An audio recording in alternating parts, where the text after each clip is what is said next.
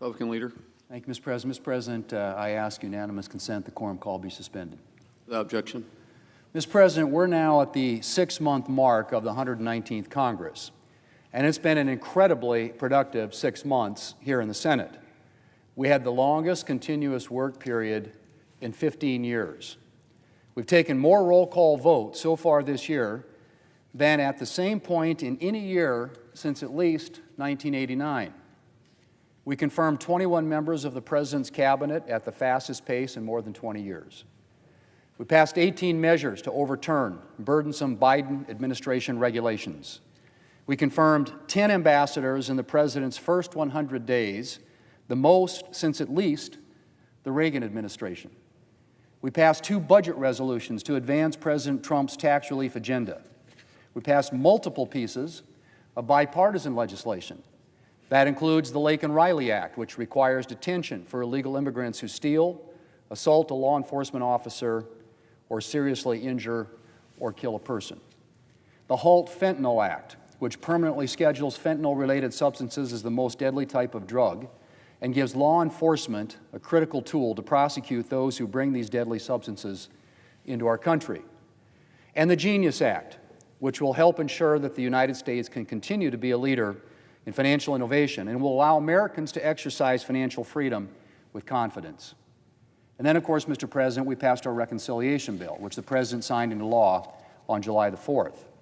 This major piece of legislation permanently extends the 2017 tax relief to prevent a $4 trillion tax hike on the American people. It permanently extends the lower rates. It permanently extends the increased standard deduction. And it permanently extends the doubled child tax credit. It also makes the 2017 small business tax relief permanent to set us up for a future of economic growth. And that's not all. It implements additional tax relief for parents, seniors, and other hardworking Americans.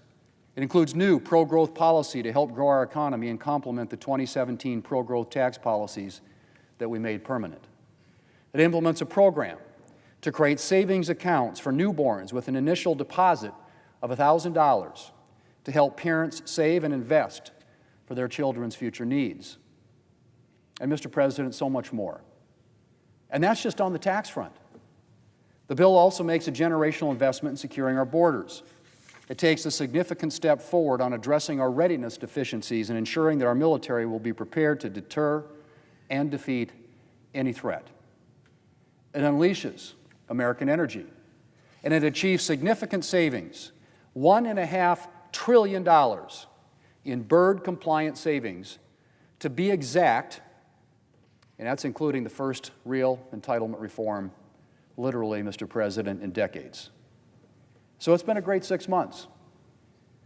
But as good as it's been, we still have a lot of work to do. And we're getting on it right away. And that starts with funding the government. And that will start, as it should, in committee. This week, the Senate Appropriations Committee is marking up 3 of the 12 fiscal year 2026 appropriations bills.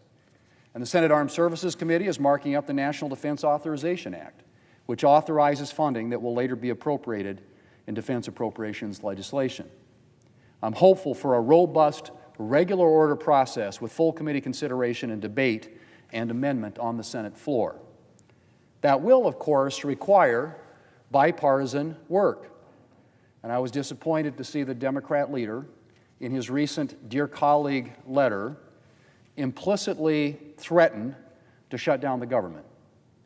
But I'm hopeful that that is not the position of the Democrat Party, the Democrat conference here in the Senate, and that we can work together in the coming weeks to pass bipartisan appropriations bills. Mr. President, funding the government is our chief priority before October, but that won't stop us from considering additional measures. We will continue to confirm the President's nominees, including his judicial nominees.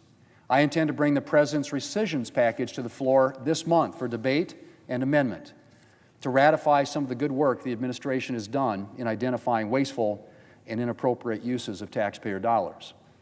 We've also made substantial progress on Senator Graham's overwhelmingly bipartisan Russia sanctions legislation to enhance President Trump's leverage at the negotiating table and help end the bloodshed in Ukraine.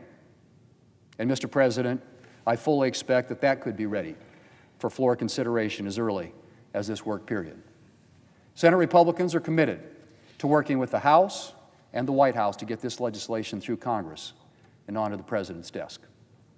Mr. President, it's been a great 6 months of work here in the Senate, and I look forward to continuing to work with my colleagues to deliver on our commitment to the American people and to make our country safer, stronger, and more prosperous. Mr. President, I yield the floor, and I suggest the absence of a quorum. Clerk, call the roll. Ms. Alsterbrooks.